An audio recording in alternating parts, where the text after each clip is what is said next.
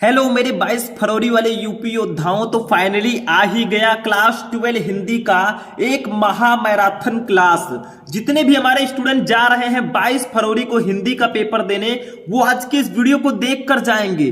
भले ही आप आधी रात को क्यों ना इस वीडियो को देख रहे हो, लेकिन अगर आपने इस वीडियो को मिस कर दिया तो बाद में बहुत पछताओगे, क्योंकि आज हम लाए हैं क्लास 12 हिंदी के पूरे बुक के महत्वपूर्ण प्रश्नों को सिर्फ एक ही वीडियो में। सही सुना आपने, पूरे हिंदी को सिर्फ एक वीडियो में हम पढ़ेंगे। जो आपका खंड का होता है, खंड खा, दोनों को हम एक वीडियो में पढ़ेंगे। पूरे 100 नंबर का पेपर आज हम एक ही वीडियो में पढ़ने वाले हैं, और 22 फरवरी को ध्यान में रखते हुए हम सबको इस बार टॉपर बनाएंगे, और जो स्टूडेंट हमसे पढ़ रहे हैं उनको हिंदी में 100 में 100 दिलाएंगे। लेकिन आपको ये वीडियो जरूर देखना। इस वीडियो में जितने भी क्वेश्चन मैंने लिए हैं सारे के सारे बहुत इंपॉर्टेंट है, और जितने भी टॉपिक हैं आपका बहुविकल्पीय से लेकर निबंध तक सब कुछ आज के इस वीडियो में हम कवर करेंगे। ये महा मैराथन क्लास है, ऐसा वीडियो आपको YouTube पर नहीं मिलेगा। ये YouTube पर पहली बार ऐसी क्लास आपको दी जा रही है, बार बार मौका नहीं मिलेगा। हिंदी में जाओ, 100 में 100 छाप के आओ, बस इतना पढ़ के जाना।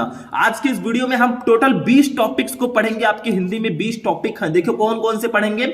बहुविकल्पीय प्रश्न को पढ़ेंगे, महत्वपूर्ण गद्यांश, महत्वपूर्ण पद्यांश, लेखक का जीवन परिचय, कवि का जीवन परिचय, कहानी, खंड काव्य। ये तो आपका खंड का हुआ 50 नंबर का, ठीक है। इसके बाद में हम खंड खा को भी इसी वीडियो में पढ़ेंगे। हम जो है संस्कृत गद्यांश, संस्कृत पद्यांश, मुहावरे एवं लोकोक्तियां, आपठित गद्यांश, शब्द युग्म, अनेकार्थी शब्द, अनेक शब्दों के लिए एक शब्द, वाक्य संशोधन, रस, छंद, अलंकार, पत्र लेखन, निबंध, जितने भी टॉपिक है पूरे 100 नंबर के हिंदी का जो पेपर है, इस पूरे 100 नंबर के क्वेश्चन को हम एक ही वीडियो में कवर करेंगे। और इसमें उन्हीं क्वेश्चन को मैं लेकर आया हूं जो आपके बोर्ड एग्जाम में हर साल पूछे जाते हैं। तो इस वीडियो को बिल्कुल मिस मत करना। आधी रात को भी देख रहे हो तो पानी वानी पीकर देख लेना, नहीं तो बाद में पछताना पड़ेगा। तो स्टूडेंट, आज का ये क्लास हम चलिए स्टार्ट करते हैं। इस वीडियो को आप लोग ज्यादा से ज्यादा लाइक करना, चैनल पर नए चैनल को सब्सक्राइब कर लेना, ताकि ऐसे ही क्लासेस में आपको प्रोवाइड कराता रहूं। चलिए स्टार्ट करते हैं। सबसे पहले हम हिंदी के ऑब्जेक्टिव क्वेश्चन यानी कि बहुविकल्पीय प्रश्नों को। तो देखिए स्टूडेंट, सबसे पहले हम हिंदी के बहुविकल्पीय प्रश्नों को पढ़ेंगे, और ऑब्जेक्टिव क्वेश्चन 10 नंबर के आते हैं। इस 10 नंबर को अगर आपको लेकर आना है, पहला टॉपिक आपका बहुविकल्पीय प्रश्न ही है, तो आपको ज्यादा से ज्यादा ऑब्जेक्टिव क्वेश्चन पढ़ना होगा, क्योंकि जितना ज्यादा आप क्वेश्चन पढ़े रहेंगे उतने ज्यादा चांसेज होंगे 10 में 10 लाने के। वैसे इसमें मैंने बहुत इंपॉर्टेंट क्वेश्चन को लिया है, चलिए देखते हैं। क्वेश्चन का आंसर पता होगा, आप लोग तुरंत आंसर दीजिएगा। देखिए फर्स्ट है, चिंतामणि किस लेखक के निबंधों का संग्रह है? चिंतामणि बताइए किसका निबंध संग्रह है, जल्दी बताओ। हाई स्कूल में पढ़ा होगा। का है प्रेमचंद, खा है श्याम सुंदर दास, गा है आचार्य रामचंद्र शुक्ल, घा है गुलाब राय। भैया आचार्य रामचंद्र शुक्ल जी का निबंध संग्रह है चिंतामणि। आप लोगों ने पढ़ा होगा हाई स्कूल में, ठीक है। दूसरा देखिए क्या है, कालिदास की निरंकुशता के रचनाकार कौन है? कालिदास की निरंकुशता, इस रचना के रचनाकार कौन है? 4 ऑप्शन है। का है महावीर प्रसाद द्विवेदी, खा है बालकृष्ण भट्ट, गा है आचार्य रामचंद्र शुक्ल, घा है नंद दुलारे वाजपेयी। तो भैया महावीर प्रसाद द्विवेदी जी हैं कालिदास की निरंकुशता के रचनाकार। नोट कर लो, और एक एक क्वेश्चन ध्यान से समझना। जो स्टूडेंट इस वीडियो को मिस कर देगा, कट कर देगा भैया, उसका नंबर भी कट हो जाएगा, ये ध्यान रखना, ठीक है। तीसरा देखिए, क्योंकि ये अंतिम मौका है, चौका मार दो भैया। द मैडमैन का पगला नाम से हिंदी में अनुवाद किसने किया? द मैडमैन, इसका पगला नाम से हिंदी में अनुवाद किसने किया? का है वासुदेव शरण अग्रवाल, खा है राय कृष्ण दास ने, गा है डॉक्टर संपूर्णानंद ने, खा है प्रोफेसर जी सुंदर रेड्डी ने। तो राइट आंसर होगा राय कृष्ण दास जी ने। दी मैडमैन को पगला नाम से हिंदी में अनुवाद जो है राय कृष्ण दास जी ने किया। 4 नंबर क्वेश्चन देखो, प्रेमचंद का उपन्यास है, इसमें से कौन सा उपन्यास है जो मुंशी प्रेमचंद्र जी का है? कमेंट करो फटाफट। का है तितली, खा है कंकाल, गा है गोदान, घा है त्यागपत्र। तो इसका राइट आंसर हो जाएगा ऑप्शन नंबर गा, गोदान। देखिए गोदान जो है ये प्रेमचंद्र जी का उपन्यास है, इन चारों में से, ठीक है। नोट कर लो। 5 नंबर क्वेश्चन देखो, ध्रुव स्वामिनी नाटक के रचनाकार कौन है? ध्रुव स्वामिनी नाटक के लेखक, ये आप हाई स्कूल से ही पढ़ते आ रहे हैं, ये तो सबको जुबान पे होना चाहिए इसका आंसर, ठीक है। का है रामकुमार वर्मा, खा है जयशंकर प्रसाद, गा है बालकृष्ण भट्ट, घा है महावीर प्रसाद द्विवेदी। तो जल्दी बताओ। जयशंकर प्रसाद जी हैं भैया। चंद्रगुप्त, स्कंदगुप्त, ध्रुव स्वामिनी, इन सब नाटक के लेखक जयशंकर प्रसाद जी। 6 नंबर, अज्ञेय जी की रचना, इसमें से कौन सी रचना है जो अज्ञेय जी की है? सच्चिदानंद, हीरानंद, वात्स्यायन। अज्ञेय जी पूरा नाम इनका है। का है मेरे विचार, खा है पृथ्वी पुत्र, गा है विचार प्रवाह, घा है शेखर एक जीवनी। राइट आंसर होगा ऑप्शन नंबर खा। सॉरी, इसका राइट आंसर क्या हो जाएगा? 5 का राइट, 6 का राइट आंसर होगा ऑप्शन नंबर। तो देखिए स्टूडेंट, इसका राइट आंसर होगा ऑप्शन नंबर घ, शेखर एक जीवनी। अज्ञे जी की जो इसमें से रचना है शेखर एक जीवनी, इन्हीं की रचना है, बाकी तीनों इनकी नहीं है। 7 नंबर क्वेश्चन देखो, निम्न में से कौन प्रोफेसर जी सुंदर रेड्डी की रचना नहीं है? इन चारों में से कौन सी रचना है जो प्रोफेसर जी सुंदर रेड्डी जी की नहीं है? का है साहित्य और समाज, खा है मेरे विचार, गा है भारत की एकता और घा है वैचारिकी शोध और बोधरान। ठीक है, तो इसका राइट आंसर होगा ऑप्शन नंबर गा, भारत की एकता। देखिए भारत की एकता जो है ये हमारे अज्ञे जी की, सॉरी जी सुंदर रेड्डी जी की रचना नहीं है, बाकी तीनों हैं। 8 नंबर क्वेश्चन, क्या भूलूं क्या याद करूं, ये किस रचना मतलब किस विधा की रचना? जैसे कई विधाएं होती हैं, संस्मरण, कहानी, आत्मकथा, डायरी, यात्रा, वृत्तांत। तो बताइए ये कौन से विधा की रचना है? तो ये आत्मकथा है। क्या भूलूं क्या याद करूं, ये आत्मकथा विधा की रचना है जो आप लोगों का इस समय टाइम चल रहा है। क्या भूलूं क्या याद करूं, मतलब क्या भूल जाऊं और क्या याद करूं, समझ में नहीं आ रहा, एग्जाम नजदीक आ रहे हैं। ठीक है, 9 नंबर क्वेश्चन, अपनी खबर किस विधा की रचना है? अपनी खबर बताइए, का है निबंध, खा है उपन्यास, गा है उपन्यास और घा है कहानी। देखिए 2 बार उपन्यास आ गया है, फिर भी हमें कोई दिक्कत नहीं है, ये उपन्यास विधा की रचना है। बस 2 बार नहीं आएगा वैसे, लेकिन यहाँ पे 2 आ गया तो गलती हो गई है। ठीक है, यहाँ पे कोई दूसरी रहेगी। 10 नंबर, त्यागपत्र विधा की दृष्टि से रचना है। त्यागपत्र किस विधा की रचना है? जल्दी बताओ। का है कहानी, खा है निबंध, गा है उपन्यास, घा है नाटक। तो ये आपका है उपन्यास। ठीक है, ये आपका उपन्यास है त्यागपत्र। अब मैं एक क्वेश्चन आपसे करता हूं जिसका आंसर आप लोग दीजिएगा कमेंट बॉक्स में।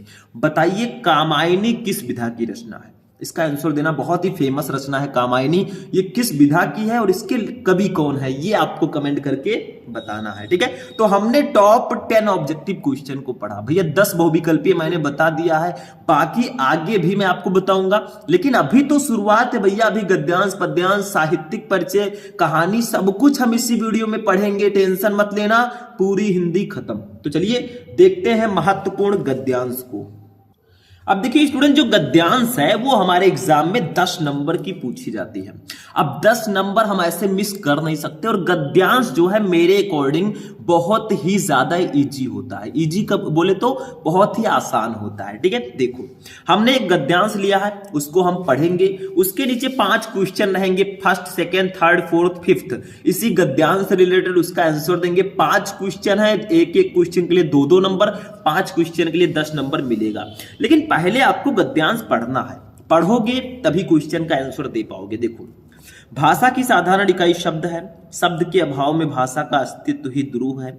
यदि भाषा में विकासशीलता शुरू होती है तो शब्दों के स्तर पर ही। ठीक है, दैनिक सामाजिक व्यवहारों में हम कई ऐसे नवीन शब्दों का इस्तेमाल करते हैं जो अंग्रेजी, अरबी, फारसी आदि विदेशी भाषाओं से उधार लिए गए हैं। वैसे ही नए शब्दों का गठन भी अनजाने में अनायास ही होता है। ये शब्द अर्थात उन विदेशी भाषाओं से सीधे अविकृत ढंग से उधार लिए गए शब्द भले ही काम चलाऊ माध्यम से प्रयुक्त हों, साहित्यिक दायरे में कदापि ग्रहणीय नहीं है। यदि ग्रहण करना पड़े तो उन्हें भाषा की मूल प्रकृति के अनुरूप साहित्यिक शुद्धता प्रदान करनी पड़ती है।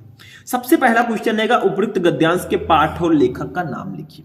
देखिए हमने गद्यांश पढ़ा, इसमें एक वर्ड बहुत ज्यादा आया, भाषा भाषा भाषा भाषा, कई जगह भाषा आया है। तो ये किस चैप्टर का है? ये हमारे 12th हिंदी में एक चैप्टर है, भाषा और आधुनिकता, जिसके लेखक है प्रोफेसर जी सुंदर रेड्डी जी। ठीक है, तो अभी हम पाठ और लेखक का नाम लिख देंगे, 2 नंबर मिल जाएगा। हम संदर्भ हेडिंग डाल के लिखेंगे कि प्रस्तुत गद्यांश हमारी पाठ्य पुस्तक के गद्य भाग में संकलित तथा श्रेष्ठ विचारक व निबंधकार प्रोफेसर जी सुंदर रेड्डी द्वारा लिखित भाषा और आधुनिकता नामक पाठ से अवतरित है।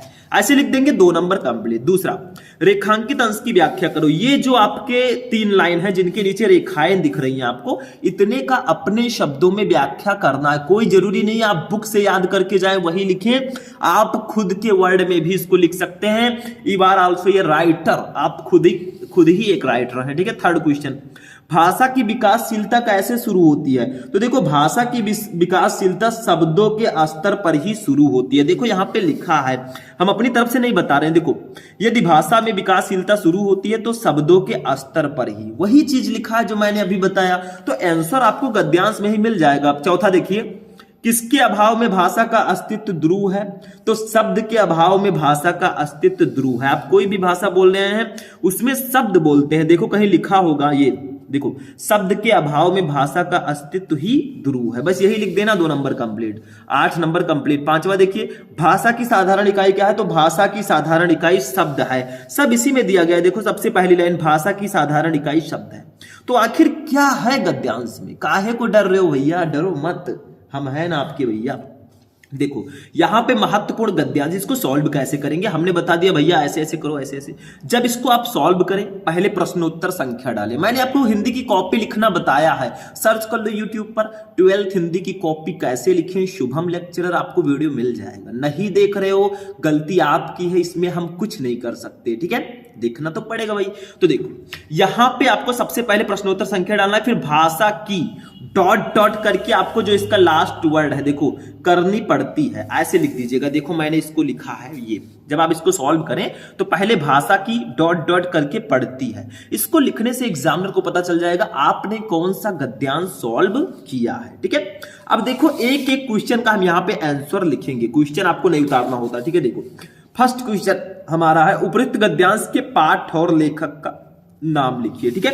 तो फर्स्ट ऐसे संदर्भ लिख के हम पाठ और लेखक का नाम लिख देंगे। अब बहुत सारे स्टूडेंट कहेंगे सर डायरेक्टली हम लिख दें पाठ का नाम भाषा और आधुनिकता, लेखक का नाम प्रोफेसर जी सुंदर रेड्डी, तो क्या सही है? हाँ बिल्कुल सही है, नो प्रॉब्लम। तो देखो ऐसे संदर्भ लिखकर लिखना है, प्रस्तुत गद्यांश हमारी पाठ्य पुस्तक के गद्य भाग में संकलित तथा श्रेष्ठ विचारक व निबंधकार प्रोफेसर जी सुंदर रेड्डी द्वारा लिखित भाषा और आधुनिकता शीर्षक निबंध से अवतरित है। बस हो गया संदर्भ, ठीक है। ये आपका 2 नंबर कंप्लीट हो गया। क्वेश्चन नंबर 2 को देखिए आप, रेखांकित अंश की व्याख्या कीजिए। इतने का आपको व्याख्या करना है। देखो भाषा की साधारण इकाई शब्द है, शब्द के अभाव में भाषा का अस्तित्व ही ध्रुव है। यदि भाषा में विकासशीलता शुरू होती है तो शब्दों के स्तर पर ही, इसको अपनी भाषा में लिखो। देखो मैंने कैसे लिखा है, थोड़ा आइडिया लगाकर लिखना होगा, फ्री में नंबर नहीं मिलते। देखो ऐसे लिखना है, रेखांकित अंश की व्याख्या हेडिंग डालना और लिखना। लेखक के अनुसार भाषा की सर्वप्रमुख इकाई शब्द है, शब्द के अभाव में भाषा का विकास और उसका अस्तित्व ही संभव है। मतलब थोड़ा चेंज करके, थोड़ा अपने तरीके से लिख देना, काम हो जाएगा। बिना शब्दों के भाषा के विभिन्न पक्षों का विकास कर पाना अत्यंत कठिन कार्य है। यहां तो बिना, जब शब्द ही नहीं रहेंगे, आप बोलेंगे ही नहीं शब्द, तो कैसे भाषा बनेगी? शब्द बोलेंगे तो वाक्य बनेगा, वाक्य सही भाषा बनेगा, ठीक है। यहां तो भाषा के विकास की दिशा में जो भी प्रयास किए जाते हैं वे भी शब्दों के रूप में ही होते हैं। भाषा का समस्त व्याकरणिक एवं प्रायोगिक पक्ष शब्दों की आधारशिला पर ही विकसित होता है। बस ऐसे लिख देना अपनी तरफ से। रेखांकित अंश की व्याख्या 2 नंबर मिलता है इसके लिए, तो जितना आप लिख सकते हैं उतना लिखिएगा, बहुत बड़ा मत लिखिएगा वरना बहुत छोटा। तीसरा क्वेश्चन देखो, भाषा की विकासशीलता कैसे शुरू होती है? तो देखो भाषा की विकासशीलता शब्दों के स्तर पर ही शुरू होती है, ठीक है। क्वेश्चन में ही आपका आंसर दिया है, देखो यहाँ पे लिखा है भाषा की विकासशीलता शुरू होती है तो शब्दों के स्तर पर ही, बस हो गया, ठीक है। तो हमारा 6 मार्क कंप्लीट हो गया, मतलब 2 2 2। अभी 3 क्वेश्चन हमने सॉल्व किया, 2 क्वेश्चन और है, चलिए उसको देखते हैं।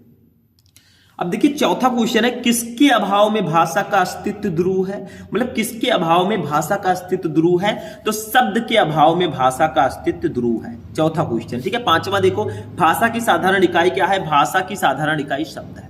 देखो क्वेश्चन का आंसर आपको गद्यांश में मिल जाएगा। अभी मैंने सारे क्वेश्चन का आंसर आपको दिखाया था, लाइव प्रूफ, ठीक है। तो आप कहेंगे सर जी ये चौथा 5वां क्वेश्चन एक एक लाइन का आंसर दे दिया, 2 नंबर मिल जाएगा। भाई जितना पूछा गया उतना ही लिखना है, 2 मिल जाएगा, ठीक है। और संदर्भ और उसको तो बड़ा लिखना ही पड़ेगा, ठीक है।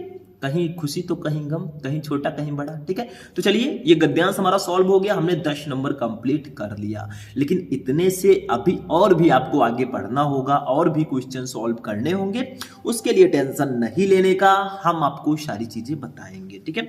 चलिए आगे बढ़ते हैं, अब हम लोग पद्यांश को सॉल्व करते हैं।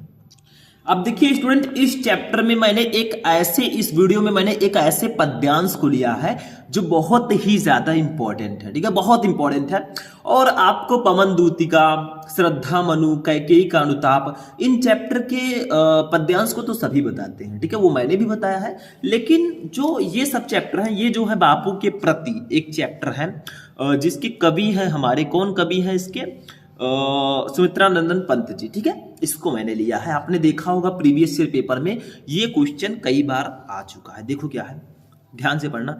तुम मांसहीन तुम रक्तहीन, हे अस्थि शेष तुम अस्थिहीन, तुम शुद्ध बुद्ध आत्मा केवल, हे चिर पुराण हे चिर नवीन, तुम पूर्ण इकाई जीवन की जिसमें असार भव शून्य लीन, आधार अमर होगी जिस पर भावी की संस्कृत समासीन। ठीक है, ये हमारा बापू के प्रति चैप्टर से लिया गया है और इसको थोड़ा सा ध्यान से समझना है। मतलब सुमित्रानंदन पंत जी क्या कह रहे हैं बापू के प्रति, मतलब जो महात्मा गांधी हैं उनकी वृद्धावस्था है, उनको देखकर सुमित्रानंदन पंत जी ने कुछ लिखा है। देखो, तुम मांसहीन तुम रक्तहीन, मतलब कवि पंत जी राष्ट्रीय पिता महात्मा गांधी जी को नमन करते हुए कहती हैं, मजाक मत समझिएगा, नमन करते हुए कि हे महात्मन तुम मांसहीन तुम रक्तहीन, मतलब तुम्हारे शरीर में मांस और रक्त का अभाव है, ऐसा लग रहा है कि मांस है ही नहीं। ठीक है, समझ में आया? मतलब वो उनको जो है नमन करते हुए कहती हैं, हे अस्थि शेष तुम अस्थिहीन, अस्थि का मतलब होता है हड्डी। फिर वो कहती है तुम हड्डियों का ढांचा मात्र हो, तुम्हें देख ऐसा प्रतीत होता है कि तुम्हारा शरीर हड्डियों से रहित है, मतलब तुम्हारे शरीर में हड्डियां नहीं है, ऐसा वो कहती हैं। ठीक है, मतलब उनको चिढ़ाती नहीं है, उनको बोल रही हैं। ठीक है, ऐसा तुम शुद्ध बुद्ध आत्मा केवल, फिर वो कहती हैं कि तुम पवित्रता एवं उत्तम ज्ञान से परिपूर्ण केवल आत्मा हो, मतलब तुम शुद्ध बुद्ध आत्मा हो। ठीक है, हे चिर पुराण हे चिर नवीन, फिर वो कहती है हे प्राचीन संस्कृतियों के उत्तम ज्ञान से परिपूर्ण, हे प्राचीन संस्कृतियों के शोषक, हे नवीन संस्कृत के प्रतीक। ठीक है, तुम पूर्ण इकाई जीवन की जिसमें असार भव शून्य लीन, फिर वो कहती हैं कि तुम्हारे विचारों में प्राचीन और नवीन दोनों आदर्शों का सार विद्यमान है। देखो, तुम पूर्ण इकाई जीवन की जिसमें असार भव शून्य लीन, मतलब तुम्हारे विचारों में प्राचीन एवं नवीन दोनों के आदर्शों का सार विद्यमान है। हे आदर्श पुरुष तुम पूर्ण इकाई जीवन की, फिर वो कहती हैं कि तुम में जीवन की संपूर्णता झलकती है जिसमें विश्व की संपूर्ण असारता को समा लेने की क्षमता है। ठीक है, आधार अमर होगी जिस पर भावी की संस्कृत क्षमासीन, फिर वो कहती है तुम्हारे ही आदर्शों से देश की संस्कृति का आधार परिलक्षित होगा और भविष्य की संस्कृति को पुनः प्रतिष्ठित करने में तुम्हारे ही जीवन के आदर्श महत्वपूर्ण भूमिका निभाएंगे। मतलब हम भी गांधी जी के आदर्शों पर चलते हैं। ठीक है, तो वही यहाँ पे सुमित्रानंदन पंत जी ने कहा है। इसके नीचे 5 क्वेश्चन है आपके, ध्यान दीजिएगा थोड़ा सा, क्योंकि काफी ज्यादा इंपॉर्टेंट है मेरे अकॉर्डिंग ये पद्यांश, इसीलिए मैं इसको लेकर आया हूं और शायद आप लोग इस चैप्टर पे अभी पहुंचे भी ना हो, बहुत सारे स्टूडेंट होंगे। देखो, फर्स्ट है उपरोक्त पद्यांश के शीर्षक और कवि का नाम लिखिए। अभी मैं संदर्भ लिखकर आपको बताऊंगा, टेंशन बिल्कुल नहीं लेने का।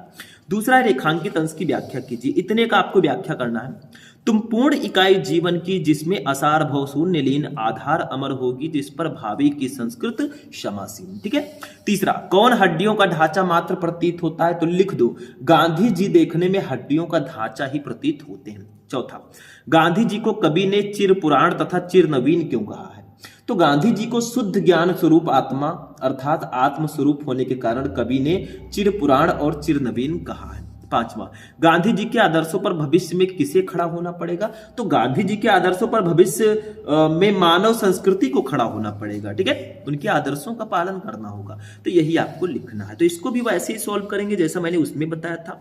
हम लोग क्या करेंगे, सबसे पहले ध्यान दीजिएगा, चलिए सॉल्व करते हैं भाई, हमारा काम ही है सॉल्व करना। तो हम लोग पहले जो डॉट डॉट करके लिखते थे, प्रश्नोत्तर संख्या तो आपको डालना ही है, लिख दीजिएगा तुम मांसहीन डॉट डॉट करके समासीन, ऐसे लिख दीजिएगा। मैं लिखूंगा अब, ठीक है, आपके साथ, ठंडी है लेकिन फिर भी लिखूंगा, तुम मांसहीन। ठीक है, फिर आपको डॉट डॉट ऐसे कर देना है और लिख देना, अच्छे से डॉट डॉट कीजिएगा, स्केल से, हम तो भाई हाथ से ही कर दे रहे हैं। ठीक है, समासीन ऐसे कर देना है। ठीक है, ये हमने लिख दिया।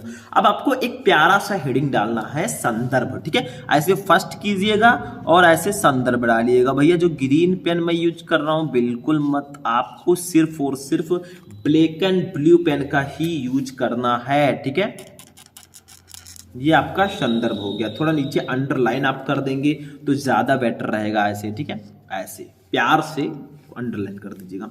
अब यहां पे हम लोग संदर्भ लिखेंगे। क्या लिखेंगे? प्रस्तुत पद्यांश। ध्यान से समझिएगा, लिखना कैसे वो भी मैं यहां पे बता दूंगा, इसीलिए मैं साथ में लिख रहा हूं। प्रस्तुत पद्यांश। अब पहले कवि का नाम भी आप लिख सकते हैं, श्री सुमित्रानंदन पंत। ठीक है, श्री सुमित्रानंदन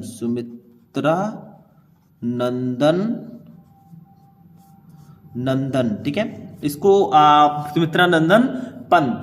ठीक है, पंत भी मैं यहीं पे लिख देता हूं, पंत। इतना मैंने लिख दिया। द्वारा रचित, मतलब दोनों प्रकार से आप लिख सकते हैं, जैसा मैंने उसमें बताया उस प्रकार से भी कोई दिक्कत नहीं है। द्वारा रचित। अब आपको लिख देना है पाठ का नाम इन्वर्टेड कॉमा के अंदर, इसको ब्लैक से लिखिएगा। जो मेन पॉइंट है उसको ब्लैक से करिएगा। बापू के प्रति। ठीक है, ये चैप्टर का नाम है बापू के प्रति। शीर्षक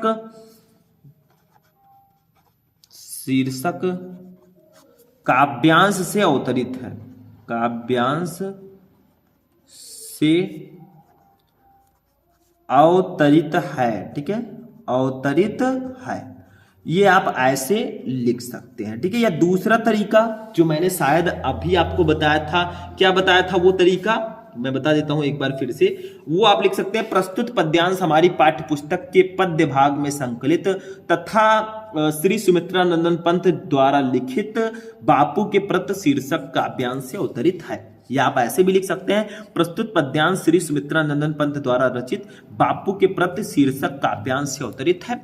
पूरा नंबर आपको मिल जाएगा। ठीक है, एक लाइन इसमें चाहे तो आप बढ़ा भी सकते हैं कि यह कविता हमारी पाठ्य पुस्तक के पद्य भाग में संकलित है। मतलब दोनों तरीका है, तो ये 2 नंबर आपका कंप्लीट हो गया। अब दूसरा देखो क्वेश्चन, रेखांकित अंश की व्याख्या कीजिए। इसका व्याख्या कर दो, तुम पूर्ण इकाई जीवन की जिसमें असार भव शून्य लीन आधार अमर होगी, जिस पर भावी की संस्कृति समासीन। ठीक है, इसको अपनी भाषा में मैं लिखता हूं।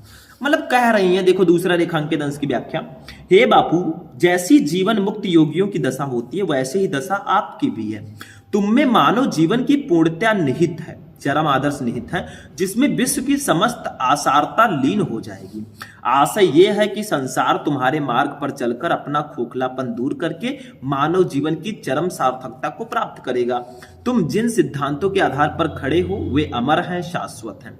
इसलिए भविष्य की मानव संस्कृति को तुम्हारे ही आदर्शों पर खड़ा होना पड़ेगा, अर्थात आपके द्वारा दिए गए विचारों और ज्ञान ही मानव जाति के लिए आधार होंगे। ठीक है, बस ऐसे लिख देना है, कोई जरूरी नहीं है जो मैंने लिखा है सेम टू सेम लिखें, थोड़ा बहुत चेंज करके आप लिख देना, आपको नंबर पूरा मिलेगा। ठीक है, तो ये आपका हो चुका है। आगे बढ़ते हैं, तीसरा क्वेश्चन देखते हैं क्या है।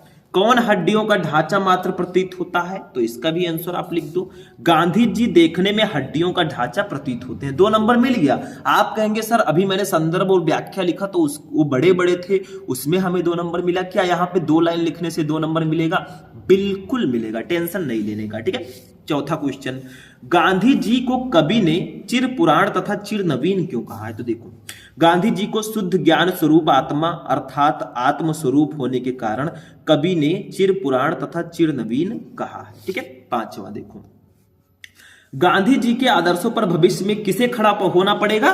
तो गांधी जी के आदर्शों पर भविष्य की मानव संस्कृति को खड़ा होना पड़ेगा। ठीक है, बस यही आपको लिखना है भैया। यहां पे भी आपका 10 नंबर कंप्लीट पद्यांश का। तो इसमें कुछ नहीं होता, हालांकि ये जो पद्यांश था थोड़ा सा टफ था हमारे पवन दूती का, कैकेयी का अनुताप और जो श्रद्धा मनु चैप्टर है उससे, क्योंकि वो चैप्टर सभी पढ़े होंगे। शायद इस चैप्टर को आपने हिंदी मीनिंग के साथ ना पढ़ा हो, क्योंकि स्कूल में आपके जो टीचर हैं वो पूरा चैप्टर कोई नहीं फिनिश कराते। सबकी बात मैं नहीं कर रहा हूं, कोई तो करवा देते हैं पूरा फिनिश, लेकिन कोई टीचर ऐसे होते हैं जो नहीं करवाते। तो टेंशन मत लो, हम हैं ना, जब तक हम हैं आपके पास ना कोई गम है। चलिए आगे बढ़ते हैं। अब हम लेखक का साहित्यिक परिचय देखते हैं। लेखक का देखेंगे, फिर कवि का देखेंगे। अभी तो ट्रेलर है, पिक्चर अभी बाकी है, अभी तो टॉपिक्स हैं। ठीक है, चलिए देखते हैं। अब देखिए स्टूडेंट, इस वीडियो में मैंने आपको लेखक में आचार्य हजारी प्रसाद द्विवेदी जी को लिया है। बहुत ही फेमस ये लेखक हैं, इनको मिस आउट आप नहीं कर सकते, बहुत ही इंपॉर्टेंट लेखक हैं। तो देखिए ट्वेल्थ वाले में एक कंफ्यूजन रहती है, ट्वेल्थ वाले स्टूडेंट में, सर हमें जीवन परिचय लिखना होगा कि साहित्यिक परिचय लिखना होगा? क्यों टेंशन ले रहे हो? हमें छोटा सा जीवन परिचय लिख देना है, फिर साहित्यिक परिचय थोड़ा बड़ा लिखना है, फिर आपको कृतियां लिखना है, ठीक है। तो सबसे पहले किसी भी लेखक या कवि का अगर आप साहित्यिक परिचय लिख रहे हैं तो पहले हेडिंग जीवन परिचय डालेंगे। और एक काम और, जीवन परिचय लिखने का एक नया तरीका भी आया है कि आप लोग एक बॉक्स बनाकर पहले उनकी जितनी जानकारी है, उनका जन्म, जन्म स्थान, माता का नाम, पिता का नाम, शिक्षा, किस युग के लेखक हैं, ठीक है, उसको एक बॉक्स में लिख सकते हैं। उसके बाद में इसको लिखेंगे तो ज्यादा बेटर रहेगा, ऐसा मैंने सुना है, ठीक है। बट ये भी तरीका काफी अच्छा है, ऐसे भी लिख सकते हैं। तो सबसे पहले जीवन परिचय हेडिंग डालेंगे, इसमें इनके जन्म, इनका जन्म स्थान, इनके पिता का नाम और इनकी मृत्यु, ये सब लिखेंगे। देखो, हिंदी के श्रेष्ठ निबंधकार आचार्य हजारी प्रसाद द्विवेदी का जन्म सन 1907 ईस्वी में बलिया जिले के दूबे का छपरा नामक ग्राम में हुआ था। इनके पिता श्री अनमोल द्विवेदी ज्योतिष और संस्कृत के प्रकांड विद्वान थे। हजारी प्रसाद द्विवेदी जी का 19 मई 1979 ईस्वी को रोगड़ता के कारण स्वर्गवास हो गया।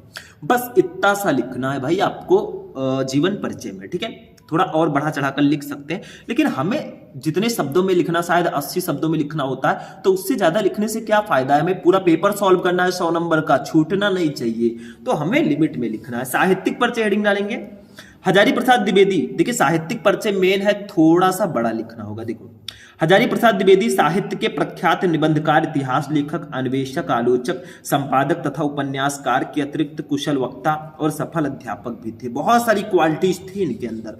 वे मौलिक चिंतक, भारतीय संस्कृति और इतिहास के मर्मज्ञ, बंगला तथा संस्कृत के प्रकांड विद्वान थे। इनके साहित्य पर संस्कृत भाषा, आचार्य रामचंद्र शुक्ल और रविंद्रनाथ ठाकुर का स्पष्ट प्रभाव है। इन्होंने विश्व भारती और अभिनव भारतीय ग्रंथमाला का संपादन भी किया। तो ये आपका साहित्यिक परिचय, मतलब साहित्य में उनका परिचय कैसा है, वो क्या थे, किस भाषा में लिखते थे, कैसी उनकी शैली थी, ये सारी आपको साहित्यिक परिचय में लिखना है। थोड़ा सा और लिखेंगे आप लोग, इन्हीं में से 4-6 लाइन याद रखिएगा, लिख दीजिएगा। बहुत बड़ा साहित्यिक परिचय भी नहीं लिखना है, लिमिटेड में, ठीक है। देखो, इन्होंने नित्य प्रत्य के जीवन की गतिविधियों और अनुभूतियों की मार्मिकता के साथ चित्रण किया। ये हिंदी ललित निबंध लेखकों में अग्रगण्य हैं। हिंदी द्विवेदी जी की साहित्य सेवा को डी.लिट, पद्म भूषण और मंगला प्रसाद पारितोषिक से सम्मानित किया गया। इनको कौन कौन सा सम्मान मिला, कौन कौन सा इनाम मिला, वो भी आपको लिखना होगा। रचनाओं पे देखते हैं। इनकी प्रमुख रचनाएं निम्न है। निबंध संग्रह में अशोक के फूल, कुटज, विचार प्रवाह, विचार और वितर्क, आलोक, पल, पर्व, कल्पलता, ठीक है, ये इनके निबंध हैं। आलोचना साहित्य में सूरदास, कालिदास की लालित योजना, कबीर, साहित्य सहचर, साहित्य का मर्म। इतिहास में हिंदी साहित्य की भूमिका, हिंदी साहित्य का आदिकाल, हिंदी साहित्य। उपन्यास में वाण भट्ट की आत्मकथा, चारुचंद्र लेख, पुनर्नवा और अनामदास का पोथा। संपादन में नाथ सिद्धों की वानियां, संक्षिप्त पृथ्वीराज रासो, संदेश रासक। अनुदित रचनाएं, प्रबंध चिंतामणि, पुरातन प्रबंध संग्रह, प्रबंध कोश, विश्व परिचय, लाल कनेर, संदेश रासक। अब आप लोग कहेंगे सर इतनी रचनाएं लिखना जरूरी है? कोई जरूरी नहीं।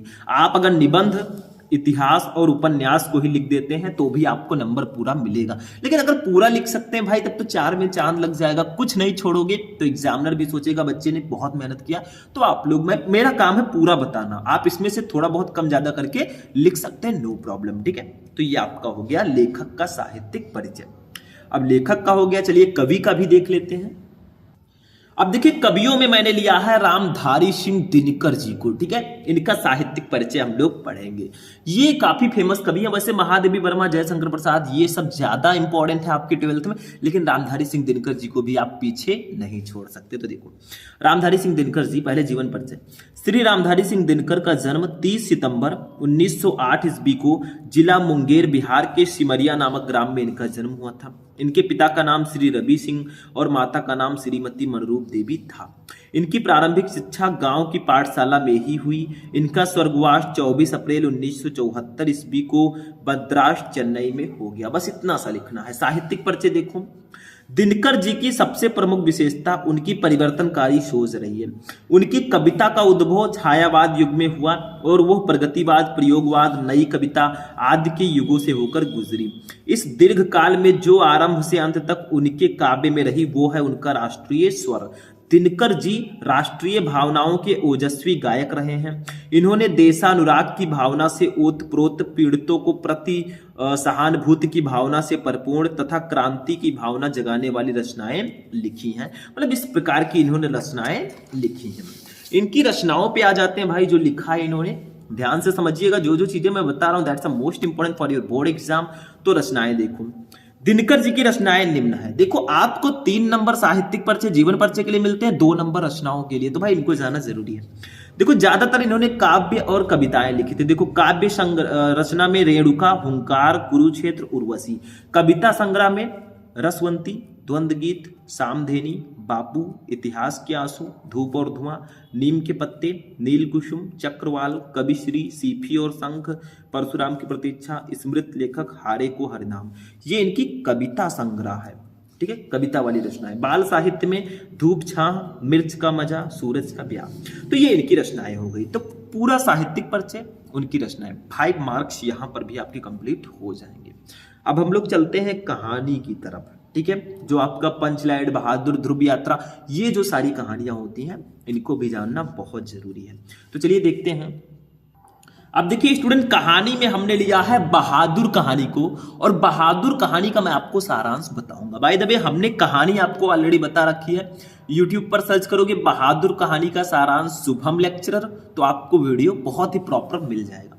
बट यहां पे हम बहादुर कहानी के बारे में थोड़ा सा जानेंगे, क्योंकि कहानी बहुत इंपॉर्टेंट है और इसका नंबर तो फिक्स होता है। आप पंचलैंड कहानी और बहादुर कहानी का उद्देश्य और सारांश पढ़ दो, ये 5 नंबर आपका एकदम फिक्स है। तो यहां पे हमने बहादुर कहानी का सारांश लिया है।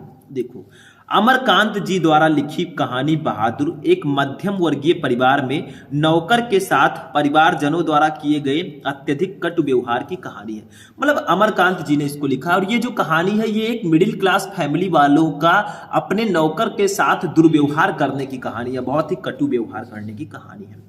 लेखक ने स्वयं को कहानी का पात्र बनाते हुए आत्मकथात्मक रूप में रचना की है। देखो क्या होता है, यहां से कहानी स्टार्ट होती है। इस कहानी में 2 महत्वपूर्ण पहलू हैं, पात्र हैं। एक तो लेखक, एक निर्मला और एक बहादुर। निर्मला जो है वो लेखक की पत्नी है, लेखक ने खुद को पात्र बनाया है, और जो बहादुर है वो नेपाल का 12 से 13 साल का लड़का है। निर्मला को नौकर की जरूरत होती है, बहादुर को नौकरी की, दोनों के मिलन, दोनों मिलते हैं और वो नौकर के रूप में रख लिया जाता है। तो देखो, अपने से संपन्न रिश्तेदारों के घर नौकर द्वारा जुटाई गई सुविधा एवं शान को देखकर लेखक की पत्नी निर्मला स्वयं भी एक नौकर रखना चाहती है। मतलब भैया अपने रिश्तेदारों के घर निर्मला ने देखा कि नौकर हैं, सारे काम काज कर रहे हैं, आराम से बैठी रहती है हमारी दीदी जी, तो हम भी क्यों ना नौकर कर ले, हम भी बैठे रहेंगे, सारा काम नौकर करेगा। तो वही, ठीक है। आगे देखो, फिर बहादुर नेपाल का 12 से 13 साल का लड़का है, जो अपनी मां के दुर्व्यवहार से तंग आकर घर छोड़कर शहर चला आता है और निर्मला के परिवार में नौकर रख लिया जाता है। मतलब 12 से 13 साल का बहादुर नेपाल का लड़का है, जो अपनी माता के दुर्व्यवहार से तंग आकर घर छोड़कर बाहर चलाता है। मतलब उनकी माता जी उसको बात बात पे मारती पीटती हैं। भाई सबकी माता जी अगर गलत राह पे चलोगे तो सभी मारेंगी, ठीक है। तो वो अपने घर को छोड़कर बहादुर बाहर नौकरी के लिए चला आता है, और निर्मला को नौकर की जरूरत होती है। वो अपने रिश्तेदारों के घर नौकर को देखकर सोचती है मेरा भी नौकर हो, तो बहादुर को रख लिया जाता है निर्मला के यहाँ। निर्मला और उसका परिवार बहादुर के प्रति पहले तो बहुत अच्छा व्यवहार करते हैं, परंतु धीरे धीरे कठोरता बरतने लगते हैं। पहले तो बहुत अच्छा व्यवहार करेंगे, अरे भैया लल्ला, ठीक है, बाद में कठोरता बरतने लगते हैं, ठीक है। आगे देखिए, वो घर का सारा काम करता है, बहादुर जो है घर का सारा काम करता है, इसके बावजूद उसके साथ गाली गलौज से मारपीट तक की नौबत आ जाती है। झूठी चोरी का इल्जाम लगाकर उसे अपमानित किया जाता है और पीटा जाता है। मतलब बहादुर घर का सारा काम भी करता है, नौकर है, घर का सारा काम करता है, लेकिन इसके बावजूद उसके साथ गाली गलौज और मारपीट की जाती है। यहां तक तो वो सहन लिया उसने, लेकिन जब उस पर झूठी चोरी का इल्जाम लगाया गया तो उसको बहुत बुरा लगा। फिर वो क्या होता है, अंततः बहादुर घर छोड़कर चला आता है, निर्मला का घर छोड़कर वो चला आता है कि ऐसी नौकरी का क्या जहां कोई इज्जत ही ना हो, ठीक है। अब परिवार के सभी सदस्य उसे ढूंढते हैं, क्योंकि उसके कारण सब आराम की आदी हो चुके हैं। भाई बहादुर पूरा काम करता था तो सब लोग आराम करते थे, अब बहादुर घर छोड़कर चला गया तो सारा काम तो करना ही पड़ेगा घर वालों को, तो अब उसको ढूंढते हैं। लेकिन अब पछताए होत का जब चिड़िया चुग गई खेत। तो देखो, बहादुर की उपयोगिता देखकर सभी अब अपना घरेलू कार्य करने से घबराते हैं। बहादुर के घर छोड़ जाने पर वे सभी पश्चाताप करते हैं तथा अच्छा व्यवहार करने की सोचते हैं। परंतु अब पछताए होत क्या जब चिड़िया चुग गई खेत। अब पछताने से कुछ नहीं होगा जब बहादुर घर छोड़कर ही चला गया। ठीक है, बहादुर में सहनशीलता और स्वाभिमान की भावना कूट कूट कर भरी हुई है। उसके इसी चरित्र के कारण यह कहानी हमें प्रिय है। ठीक है, तो ये हो गया बहादुर कहानी। मतलब इस कहानी में कुछ नहीं है, सिर्फ बहादुर के साथ जो दुर्व्यवहार किया जाता है उसी से रिलेटेड ये कहानी है। मतलब सिंपल सा है। मैं लास्ट में कहानी को थोड़ा सा बता देता हूँ। देखो, एक लड़का होता है बहादुर जो नेपाल का 12 से 13 साल का लड़का है। उसके घर पे उसकी माताजी उसके साथ दुर्व्यवहार करती हैं, तो वो जो बहादुर है घर छोड़कर शहर चला आता है। इधर शहर में निर्मला रहती है, लेखक की पत्नी। वो अपने रिश्तेदारों के घर नौकर को देखकर सोचती हैं हम भी एक नौकर रख लें। फिर बहादुर की मुलाकात उनसे होती है और बहादुर को नौकरी पर रख लिया जाता है। पहले तो निर्मला के फैमिली वाले बहुत अच्छा व्यवहार करते हैं बहादुर के साथ, लेकिन बाद में कठोरता बरतने लगते हैं। उसके साथ गाली गलौज करते हैं, मारपीट करते हैं और फिर झूठी चोरी का इल्जाम भी लगाते हैं, जिससे बहादुर घर छोड़ के चला जाता है। भाई इतना ज्यादा टॉर्चर करोगे तो सब लोग घर छोड़ के चले जाएंगे। ठीक है, तो घर छोड़ के चला आता है। बाद में निर्मला के परिवार वाले बहादुर को बहुत ढूंढते हैं, लेकिन बहादुर नहीं मिलता है। फिर कहा गया कि अब पछताए होत के जब चिड़िया चुग गई खेत। जब बहादुर चला गया तो अब वो नहीं मिलने वाला है। तो यही आपकी होगी पंचलाइट कहानी। अब यहाँ पे एक टॉपिक और है, खंड काव्य, लेकिन उसको हम इस वीडियो में नहीं पढ़ेंगे, क्योंकि देखिए खंड काव्य जो होता है वो अलग अलग जिलों में अलग अलग होता है। जैसे यूपी में कई जिले हैं, कुछ जिलों में त्यागपथी है, कुछ जिलों में रश्मि रथी है, कुछ जिलों में सत्य की जीत है, कुछ जिलों में श्रवण कुमार है। तो भाई कैसे मैं पढ़ा दूं। ठीक है, तो इतने टॉपिक समझ में आ गए। वो जो आपका आपठित गद्यांश है, सॉरी जो आपका खंड काव्य है, वो आप अपने अकॉर्डिंग जो आप में होगा उसको पढ़ लीजिएगा। ठीक है, समझ में आ गया। चलिए आगे बढ़ते हैं। खंड, तो देखिए सबसे पहला टॉपिक है हमारा फर्स्ट टॉपिक, ये है संस्कृत गद्यांश। पूरे ये आपके एग्जाम में 7 मार्क्स का आता है और इसमें कुछ होता नहीं है। मैंने आपको कुछ इंपॉर्टेंट चैप्टर्स बताए थे कि आप संस्कृत भाषा या महत्वम, जातक कथा, महामना मालवीय, पंचशील सिद्धांत, ये 4 चैप्टर पढ़ लो, आपका ये 7 नंबर कंप्लीट रहेगा। तो ये जो हमने जो आज गद्यांश लिया है ये हमारे जातक कथा से है। जातक कथा में एक शीर्षक है उलूक जातकम, ये उसी चैप्टर से लिया गया है। इसमें करना क्या होता है, ये आपका संस्कृत गद्यांश यहां से लेकर यहां तक दिया है। इसका आपको पहले संदर्भ लिखना है कि ये किस पार्ट से है, उसके बाद में इसका हिंदी में आपको अनुवाद करना होगा। देखो क्या है, हम पहले इसको आपको समझा देते हैं हिंदी मीनिंग के साथ, फिर अगर आपको समझ में आ गया फिर हम संदर्भ और अनुवाद तो लिख ही देंगे। देखो, अतीते प्रथम कल्पे जनः एकाम विरूपम सौभाग्य प्राप्तम सर्व कार्य परिपूर्णम पुरुषम राजान कुर्वन्। ठीक है, यानी कि अतीते प्रथम कल्पे मतलब प्राचीन काल के प्रथम कल्प में जना लोगों ने एकाम विरूपम यानी कि एक सुंदर, जिसको हम लोग बोलते हैं एक सुंदर, सौभाग्य प्राप्तम सौभाग्यशाली, सर्व कार्य परिपूर्ण यानी कि सब समस्त सुलक्षणों से युक्त, पुरुषम एक पुरुष को राजान कुर्वन् यानी कि राजा बनाया। तो प्राचीन काल के प्रथम कल्प में मनुष्यों ने एक सुंदर, सौभाग्यशाली एवं समस्त सुलक्षणों से युक्त पुरुष को राजा बनाया। बहुत अच्छा जो पुरुष था उसको राजा बनाया। ठीक है, उसके बाद में देखिए चतुष्पादा जो चौपाए होते हैं, जो पशुए होते हैं, अपि सन्निपय वो इकट्ठा होकर एकम एक सिंहम, सिंह को यानी कि शेर को, ठीक है, सिंह का मतलब सिंह, ठीक है, राजान कुर्वन् राजा बनाया। तो जब मनुष्यों ने एक बहुत ही सुंदर सौभाग्यशाली पुरुष को राजा बनाया, तो जो चौपाए हैं, पशु हैं, उन्होंने भी इकट्ठा होकर एक सिंह को अपना राजा बनाया, शेर को। ठीक है, उसके बाद में ततः शकुनी गढ़ा, अब देखिए पक्षी जो है, शकुनी गढ़ा जो पक्षी लोग हैं हिमवत प्रदेश से, वो एक हिमाचल प्रदेश में एकस्मिन पाषाणे यानी कि एक शिलातल पर, एक पत्थर पर सन्निपय इकट्ठा होकर उन्होंने बातचीत की आपस में। यानी कि तब क्या हुआ, उन्होंने देखा कि मनुष्यों ने भी राजा बना लिया अपने एक पुरुष को, और जो पशु है उसने भी सिंह को राजा बना लिया। तो पक्षी सोचते हैं कि हम भी किसी को राजा बनाएं। तो पक्षियों ने हिमाचल प्रदेश के एक शिलातल पर वो इकट्ठे होकर उन्होंने कहा मनुष्येषु राजा प्रज्ञायते, यानी कि मनुष्यों में राजा है। ठीक है, मनुष्यों में राजा दिखाई पड़ता है, तथा चतुष्पदेषु च और चौपायों में भी राजा है। ठीक है, अस्माकं पुनरंतरे राजा नास्ति, और हमारे बीच राजा नहीं है, हमारे बीच कोई राजा नहीं है। अराजको वासे नाम न वर्तते, और उन्होंने कहा राजा के बिना रहना ठीक नहीं, कोई ना कोई तो राजा होना ही चाहिए। ठीक है, एको राजस्थाने अस्थापायित्वा इति उक्तवन्तः, देखो भाई ये संस्कृत है। ठीक है, फिर उन्होंने कहा किसी को राजा के पद पर नियुक्त करना चाहिए। ठीक है, किसी को भी राजा के स्थान पर स्थापित करना चाहिए। अथ ते परस्परम अवलोकयन्तः एक मुलुकः दृष्ट्वा अयम नो रोचते इत्योचन, यानी कि अथ थे, जब वो लोग आपस में बात कर रहे थे, ठीक है, एक दूसरे, तब उन्होंने क्या हुआ, अथ थे तब उन्होंने परस्पर अवलोकनता, यानी कि एक दूसरे पर दृष्टि दौड़ाते हुए, एक दूसरे को देखते हुए वो सोच रहे थे किसको बनाया जाए। एक मुलूकम दृष्टवा, उन्हें एक उल्लू को देखकर उन्होंने कहा, ठीक है, अयम नो रोचते, यानी कि ये हमें पसंद है, इत्यवचन। यानी कि तब उन्होंने क्या किया, आपस में राजा की खोज में एक दूसरे पर दृष्टि दौड़ाते हुए एक उल्लू को देखकर कहा ये हमको पसंद है। भाई पक्षी जो है उल्लू को राजा बनाना चाहते थे, अब उल्लू तो उल्लू ही है, ठीक है। तो ये आपका हो गया हिंदी, मैंने बता दिया।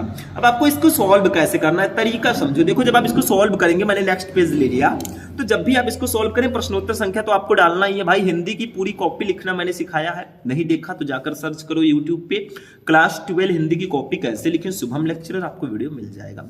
यहाँ पे सबसे पहले इसको अतीते, ऐसे देखो दो आपको संस्कृत गद्यांश दिए जाएंगे, करना एक ही होगा। तो अतीते डॉट डॉट करके ऐसे ऐसे देखो, ऐसे से डॉट डॉट करके जो इसका लास्ट वर्ड है, इसका लास्ट वर्ड है इत्योचन, ठीक है। तो इसको ऐसे हम लिख देंगे। ये मैं क्यों लिख रहा हूं, इत्योचन, ठीक है। ये मैं इसलिए लिख रहा हूं ताकि आप लोगों को प्रॉब्लम्स ना हो। ऐसे अगर लिख दोगे तो आपको कोई भी प्रॉब्लम नहीं होगी, मतलब एग्जामिनर समझ जाएगा कि आपने यही वाला किया है, ठीक है। अब हम लोग लिखेंगे, खूब प्यारा सा संदर्भ लिखेंगे। संदर्भ के साथ हिंदी अनुवाद आपको करना होता है, तो सबसे पहला हेडिंग हमारा संदर्भ ही रहेगा, ये ध्यान रखिएगा, ठीक है। तो संदर्भ में कैसे लिखेंगे, जैसे प्रस्तुत गद्यांश ऐसे हम लिखते थे ना, वैसे ही यहाँ पे भी हम संदर्भ को लिखेंगे। तो लिखेंगे, देखो जैसा मैं बता रहा हूं ऐसा लिख कर आना, प्रस्तुत गद्यांश हमारी पाठ्य पुस्तक, हमारी पाठ्य पुस्तक, ठीक है। तो प्रस्तुत गद्यांश हमारी पाठ्य पुस्तक, ठीक है, के संस्कृत भाग के, अब संस्कृत भाग को ब्लैक से लिखिएगा। भाई जो हाईलाइटेड चीज है उसको आप लोग ब्लैक से लिखेंगे, इन्वर्टेड कॉमा के अंदर भी लिखेंगे, ज्यादा बेटर रहेगा। तो संस्कृत भाग ऐसे आपने लिख दिया, ठीक है। अभी तो चैप्टर का नाम हमने लिखा नहीं, वैसे इसमें लेखक और कवि तो रहते नहीं है, ठीक है। तो संस्कृत भाग में संकलित अब आपको लिखना है पाठ का नाम। देखो वैसे ये पाठ का नाम जो है जातक कथा है, जातक कथा, ठीक है। लेकिन जातक कथा में दो शीर्षक है, मतलब शीर्षक है उलूक जातकम, नृत्य जातकम, ठीक है। तो जातक कथा नामक पाठ के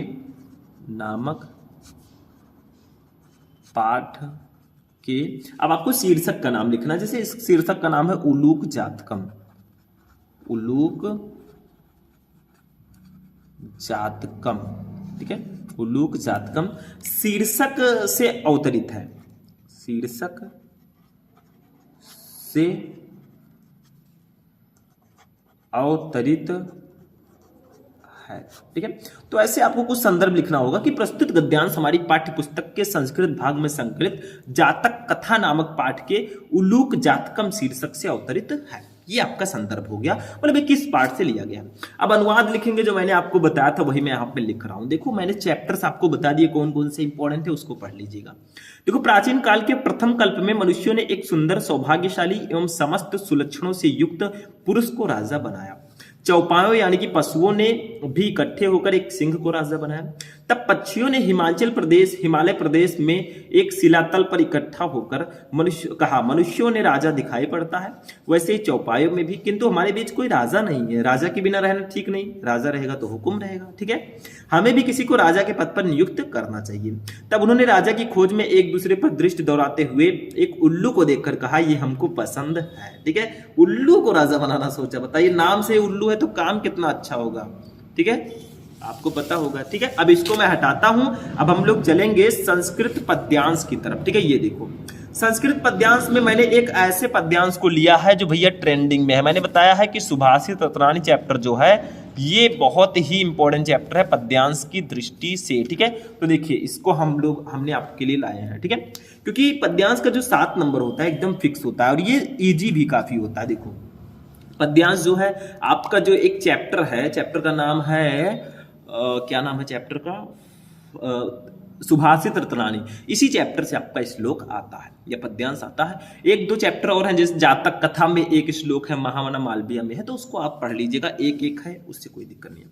देखिए ये जो श्लोक है काफी ज्यादा इंपॉर्टेंट है मेरे अकॉर्डिंग। देखो, परोक्षे कार्य हंतारम प्रत्यक्षे प्रियवादिनम वर्जिता दर्शम मित्रम विष कुंभम पयोमुखम, यानी कि परोक्षे कार्य हंतारम, जो पीठ पीछे काम बिगाड़ने वाला, प्रत्यक्ष प्रियवादनम, और सामने से मीठा बोलने वाला हो, वर्जेता दृशम मित्रम, उस मित्र को उसी प्रकार त्याग देना चाहिए जैसे विष कुंभम पयोमुखम, जैसे विष से भरे घड़े को त्याग दिया जाता है जिसके ऊपरी भाग में दूध लगा हो। यानी कि जो पीठ पीछे काम बिगाड़ने वाला हो और सामने मीठा बोलने वाला हो, ऐसे मित्र को उसी प्रकार त्याग देना चाहिए जैसे हम विष से भरे घड़े के त्याग देते हैं जिसके ऊपर दूध लगा हो। ठीक है, तो अब यहां पे भी आपको वही प्रोसेस करना है। सबसे पहले इसका क्या लिखना है आपको, संदर्भ लिखना है। तो पहले आपको परोक्षे ऐसे डॉट डॉट करके यहां पे भी लिखना होगा, परोक्षे, फिर डॉट डॉट ऐसे ऐसे करके आपको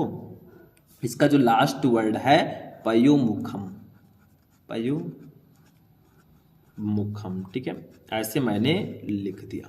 अब आपको क्या करना है, एक प्यारा सा हेडिंग डालना है, संदर्भ। क्या लिखना है, संदर्भ, जैसे हमने उसमें लिखा था वैसे यहाँ पे भी लिखना है। ये लाल पीला हरा ये सब यूज मत कीजिएगा पेन, सिर्फ and black and blue pen आपको यूज करना है।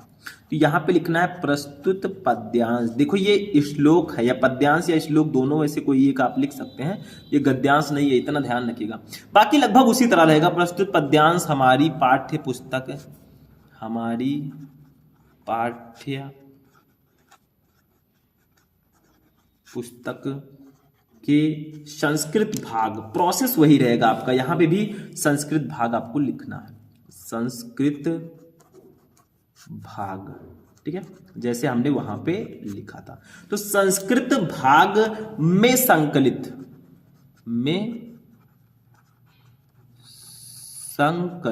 ठीक है, में संकलित। अब आपको पाठ का नाम लिखना है। पाठ का नाम हमारा है सुभाषित रत्नानी। क्या नाम है पाठ का, सुभाषित रत्नानी, ठीक है, सुभाषित रत्नानी नामक पाठ से अवतरित है, ऐसे लिख दो, काम खत्म। नामक पाठ से अवतरित है, ठीक है, ऐसे आपको लिख देना है। प्रस्तुत पद्यांश हमारी पाठ्य पुस्तक के संस्कृत भाग में संकलित सुभाषित रत्नानी नामक पाठ से अवतरित है। बस हो गया, ठीक है, ये आपका हो गया पद्यांश या श्लोक। काफी ज्यादा इंपॉर्टेंट था और इजी भी था मेरे अकॉर्डिंग, तो ऐसे आपको लिख देना। फिर अनुवाद वही जो मैंने बताया था, अनुवाद हेडिंग डाल के लिख दो, जो पीठ पीछे काम बिगाड़ने वाला हो पर सामने मीठा बोलने वाला हो, ऐसे मित्र को उसी प्रकार छोड़ देना चाहिए जिस प्रकार विष से भरे घड़े को जिसके ऊपरी भाग में दूध लगा हो उसको छोड़ दिया जाता है। बस हो गया। इसमें कई श्लोक हैं हमारे सुभाषित रत्नानी चैप्टर में, तो आपको सारे के सारे पढ़ने होंगे तभी काम हो पाएगा, ठीक है। और आगे बढ़ते हैं, नेक्स्ट देखो, नेक्स्ट टॉपिक अब हम आते हैं संस्कृत गद्यांश पद्यांश हो गया 7-7 नंबर का। अब भैया मुहावरे हम लोकोक्तियां हिंदी व्याकरण पे आएंगे, 2 नंबर का ये आता है। इसमें कुछ नहीं होता, देखो ध्यान से समझना। अगर बोरिंग महसूस हो रहा है तो पानी वानी लेकर बैठना, नींद नहीं आनी चाहिए। देखो नाक कटना, ऐसे क्वेश्चन आपका रहेगा, इसका अर्थ लिखकर वाक्य प्रयोग करना होगा। देखो नाक कटना, आपको 4 क्वेश्चन दिए जाएंगे, करना एक ही होगा, कर सकते हैं, यू कैन डू इट, बहुत ईजी है। देखो नाक कटना इसका मतलब इज्जत गंवाना। वाक्य प्रयोग हेडिंग डालेंगे, अजय परीक्षा में नकल करते हुए पकड़ा गया, उसने तो विद्यालय की नाक ही कटा दी। तो देखिए नाक कटना इस वाक्य में आ गया, तो ये आपका वाक्य प्रयोग बिल्कुल सही हुआ। अब अजय की जगह पर विजय, रमेश, महेश, सुरेश कुछ भी लिख सकते हैं। दूसरा लाल पीला होना यानी कि क्रोधित होना, इसका अर्थ ऐसे लिखना है, फिर वाक्य प्रयोग हेडिंग डाल के आपको वाक्य प्रयोग कर देना है। तो जैसे नीरज विकास को देखकर लाल पीला हो जाता है, नीरज विकास को देखकर बहुत क्रोधित हो जाता है। अब नीरज की जगह पर आप सूरज अनिल को देखकर लाल पीला हो जाता है। इससे आप नाम में कुछ नहीं रखा है, बस आपका सेंटेंस में यूज अच्छा होना चाहिए, ठीक है। अब नेक्स्ट टॉपिक जो हमारा है, ये नया टॉपिक है हमारे सामान्य हिंदी वाले स्टूडेंट्स के लिए। देखो टॉपिक का नाम है आपठित गद्यांश। अब इसमें क्या होता है, एक आपको आपठित गद्यांश दे दिया जाएगा इतना बड़ा, इसको आपको पढ़ना होगा। देखो इसको पढ़ना है, ठीक है, जैसे इंग्लिश में अनसीन पैसेज होता है। और फिर इसके नीचे क्वेश्चन 3 दे दिए जाएंगे। देखो ये तीनों क्वेश्चन है 1 2 3, और ये क्वेश्चन जैसे ये 1 नंबर का, ये 2 नंबर का, ये 2 नंबर का, ऐसे 5 नंबर का क्वेश्चन रहेगा। ठीक है, तो आपको आंसर देना होगा। हो सकता है ऑब्जेक्टिव टाइप आ जाए तो भी आपको देना होगा, बट सबसे अच्छी बात यह है कि इसका जो आंसर है वो इसी गद्यांश में आपको मिल जाएगा। तो इसका आंसर देने के लिए आपको सबसे पहले इसको पढ़ना होगा। खूब प्यार से देखो, हम पढ़ेंगे पहले। महात्मा गांधी अपना काम अपने हाथ से करने पर बल देते थे। वे प्रत्येक आश्रमवासी से आशा करते थे कि वो अपने शरीर से संबंधित प्रत्येक कार्य साफ सफाई तक स्वयं करेगा। उनका कहना था कि जो श्रम नहीं करता वो पाप करता है, जो मेहनत नहीं करता वो पाप करता है और पाप का अन्न खाता है। ऋषि मुनियों ने कहा है बिना श्रम किए जो भोजन करता है वो वस्तुतः चोर है। मतलब बिना श्रम किए जो भोजन करेगा वो एक प्रकार से चोर है। मेहनत करके भोजन करो तभी आप अच्छे हैं।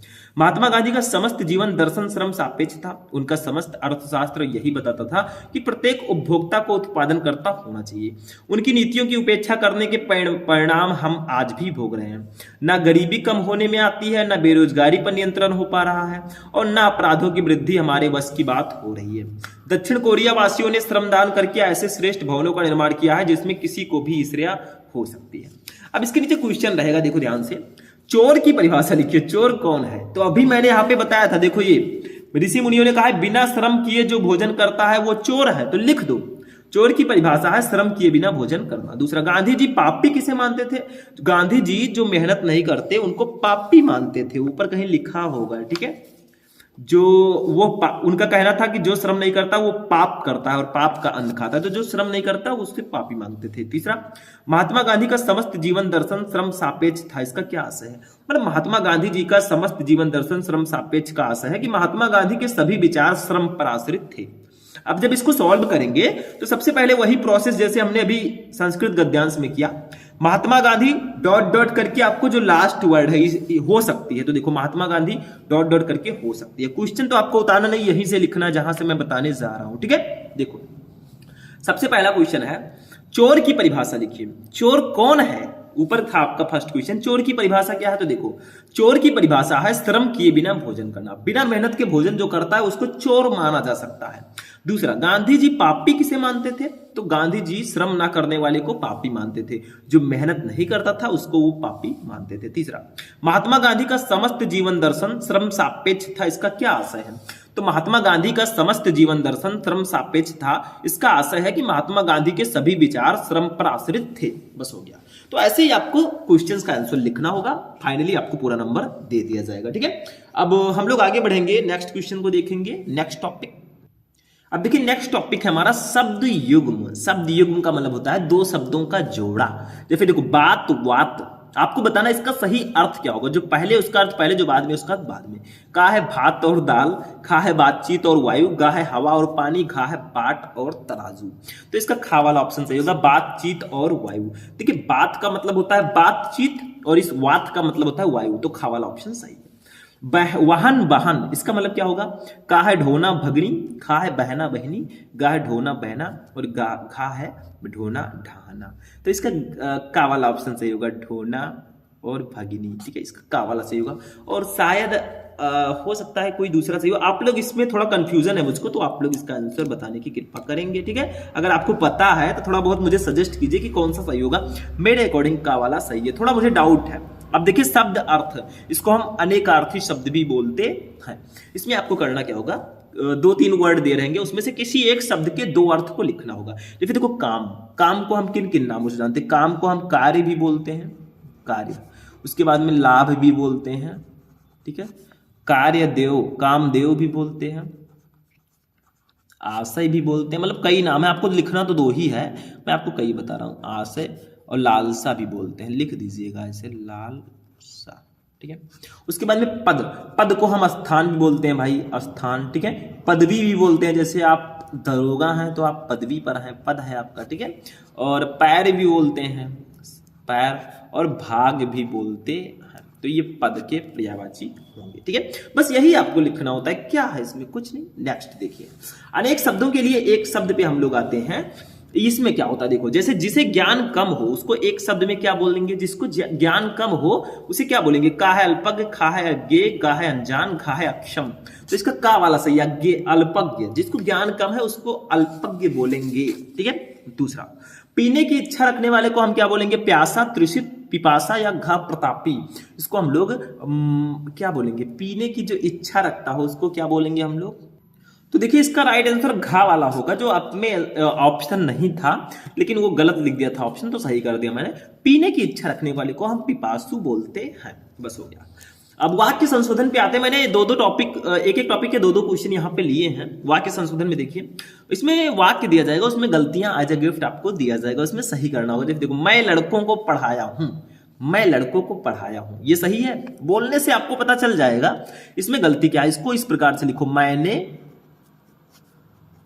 लड़कों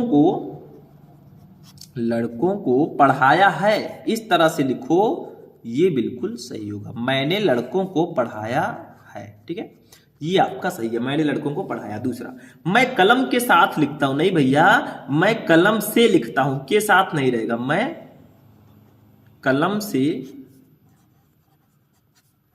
लिखता हूं, तो मैं कलम से लिखता हूं, ये राइट होगा, बिल्कुल सही होगा। ठीक है, तो यही छोटी छोटी गलतियां थी, आपको सही करके लिख देना है। क्या है इसमें, कुछ नहीं है। अब हम लोग चलेंगे रस, छंद, अलंकार पे। देखो, रस पे पहले हम रस पढ़ेंगे। वैसे एक मैंने वीडियो बनाया है, आप लोग यूट्यूब पे सर्च कर लेना, बहुत इंपॉर्टेंट वीडियो है, 6 नंबर आपका कंप्लीट कराएगी। रस, छंद, अलंकार, शुभम लेक्चरर, इसको सर्च कर लेना। जितने भी रस हैं, जितने भी छंद हैं, जितने भी अलंकार हैं, सबको मैंने सिर्फ एक वीडियो में बताया है, तो उसको देखना आपका काम है, बहुत इंपॉर्टेंट है। तो इसमें तो मैं एक रस, एक छंद, एक अलंकार बताऊंगा। जैसे मैंने करुण रस को लिया है, अब करुण रस का आपको परिभाषा और उदाहरण लिखना होता है। देखो, करुण रस की परिभाषा क्या है। करुण रस का स्थायी भाव शोक है। जब शोक नामक स्थायी भाव विभाव, अनुभव और पंचारी भाव से संयोग करता है, तब करुण रस की उत्पत्ति होती है।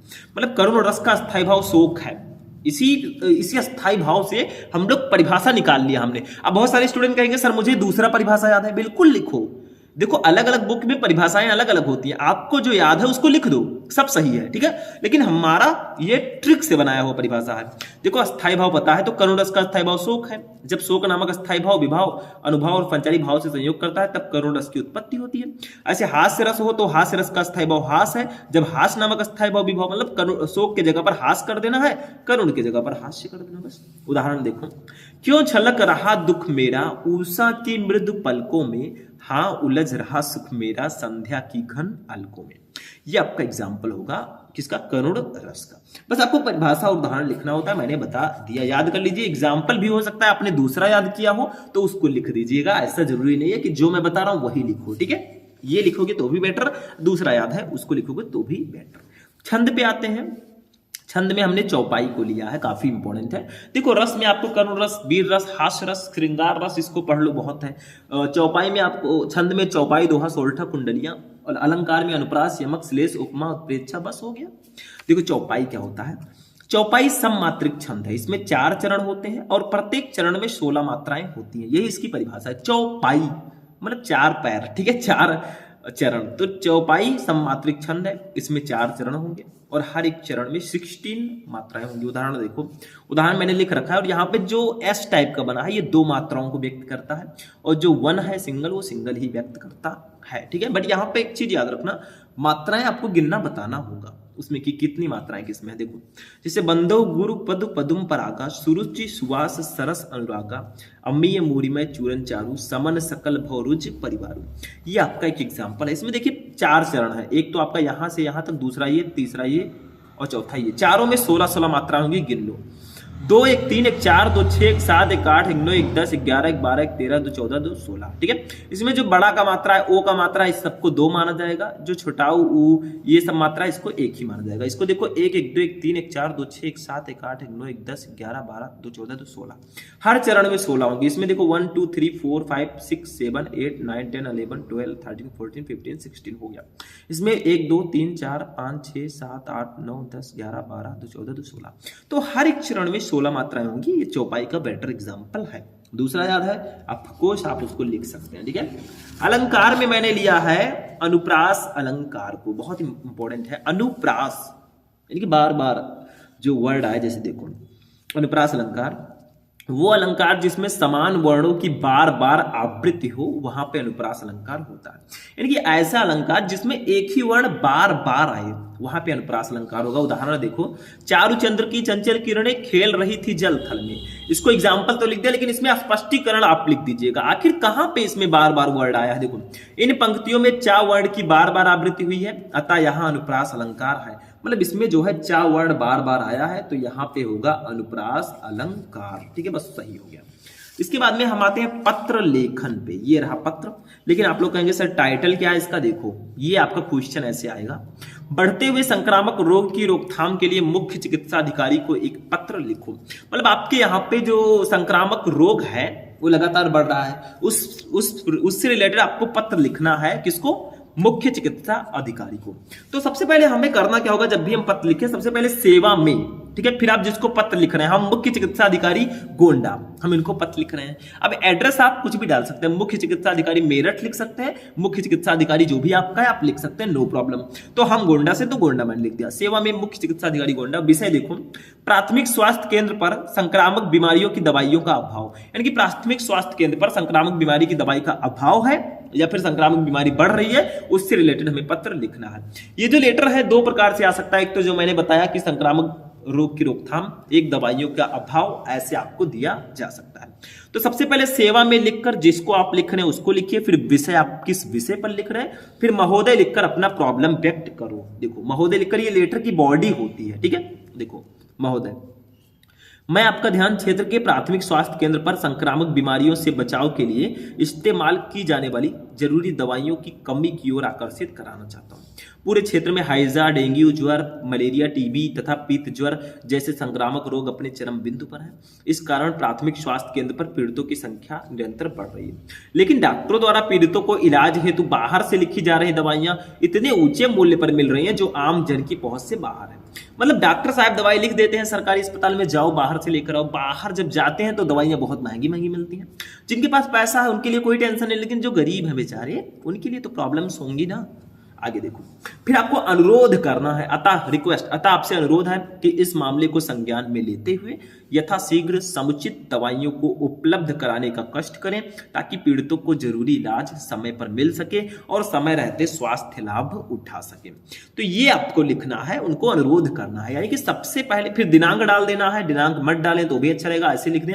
फिर भौदिये काखागा वजीरगंज गोंडा, नाम मत लिखिएगा, ठीक है। तो सबसे पहले जब भी लेटर लिखें, मतलब कंप्लेंट लेटर, तो आपको सेवा में जिसको पत्र लिख रहे हैं उसको, फिर विषय, फिर महोदय लिखकर अपनी पूरी प्रॉब्लम, फिर आपको थोड़ा रिक्वेस्ट करना है, फिर दिनांक डाल के आपको ये लिख देना। बस हो गया। निबंध लेखन भी हमारा, पत्र लेखन भी हो गया। अब निबंध पे आते हैं भाई। ये हमारा लास्ट टॉपिक होगा हमारे हिंदी का, पर्यावरण प्रदूषण समस्या एवं समाधान पर निबंध आज हम सीखेंगे। हमने वैसे निबंध के स्पेशल क्लासेस आपको दे रखी हैं, पत्र लेखन का भी दे रखा है। कोई भी टॉपिक सर्च करना है, पीछे शुभम लेक्चर लगा दो, आपको क्लास मिल जाएगा, ठीक है, नो टेंशन जब तक है हम। तो आज की क्लास में हम लोग पढ़ेंगे पर्यावरण प्रदूषण पर निबंध कैसे लिखें। निबंध लिखते समय आपको सबसे इंपॉर्टेंट जो चीज है वो हेडिंग होती है। आपको हेडिंग अच्छे से डालना है। सबसे पहला हेडिंग प्रस्तावना और लास्ट हेडिंग उपसंहार जरूर होना चाहिए। बीच में आपको उससे रिलेटेड हेडिंग डालना होगा। जैसे देखो, सबसे पहले प्रस्तावना, आखिर पर्यावरण है क्या, प्रदूषण है क्या। देखो, जो हमें चारों ओर से परिवृत किए हुए हैं वही हमारा पर्यावरण है। इस पर्यावरण के प्रति जागरूकता आज की प्रमुख आवश्यकता है, क्योंकि यह प्रदूषित हो रहा है। प्रदूषण की समस्या प्राचीन एवं मध्यकालीन भारत के लिए अज्ञात थी। ये वर्तमान युग में हुई औद्योगिक प्रगति एवं शस्त्रास्त्रों के निर्माण के फलस्वरूप उत्पन्न हुई है। रॉबर्ट कोच ने कहा था, एक दिन ऐसा आएगा जब मनुष्य को स्वास्थ्य के सबसे बड़े शत्रु के रूप में निर्दयी शोर, नॉइज से संघर्ष करना पड़ेगा। लगता है कि वो दुखद दिन आ गया है।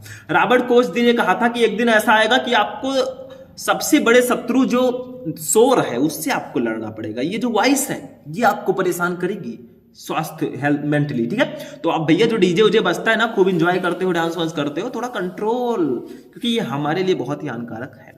अब देखिए प्रदूषण का अर्थ, नेक्स्ट हेडिंग रहेगा व्हाट इज प्रदूषण। प्रदूषण है क्या, स्वच्छ pollution, sorry Hindi English mix कर दिया मैंने। स्वच्छ वातावरण में ही जीवन का विकास संभव है। पर्यावरण का निर्माण प्रकृति के द्वारा किया गया है। प्रकृति द्वारा प्रदत्त पर्यावरण जीवधारियों के अनुकूल होता है। जब इस पर्यावरण में किन्हीं तत्वों ठीक है, किन्हीं तत्व, जैसे इसमें बहुत सारे तत्व पाए जाते हैं, तो किन्हीं तत्वों का अनुपात इस रूप में बदलने लगता है जिसका जीवधारियों के जीवन पर प्रतिकूल प्रभाव पड़ने की संभावना होती है। इससे मानवता के विनाश का संकट उत्पन्न हो गया है। औद्योगिक तथा रासायनिक कूड़े कचरे के ढेर से पृथ्वी, हवा और पानी प्रदूषित हो रहे हैं। मतलब आपको क्या करना है, प्रदूषण के बारे में जितनी भी चीजें हैं सबको लिखना है खूब प्यार से। अब प्रदूषण के प्रकार लिखकर आपको एक एक प्रदूषण को लिख देना है। हेडिंग जितना ज्यादा आप डालोगे, यकीन मानिए आप उतने अच्छे नंबर लाएंगे।